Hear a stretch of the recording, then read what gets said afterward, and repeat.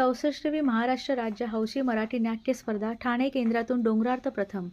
दिनांक 5 डिसेंबर 64व्या महाराष्ट्र राज्य हौशी मराठी नाट्य स्पर्धेत ठाणे केंद्रातून सुसंवानंद कला प्रतिष्ठान या स्पर्धेला डोंगरार्थ या नाटकाला प्रथम पारितोषिक तसंच नवरस कलारंग सांस्कृतिक अकादमी बोईसर या संस्थेच्या ओय लेले या नाटकात द्वितीय पारितोषिक जाहीर झाल्याची घोषणा सांस्कृतिक कार्य संचालक श्री बिभीषण चौरे यांनी आज एका प्रसिद्ध पत्रकाद्वारे केली आहे.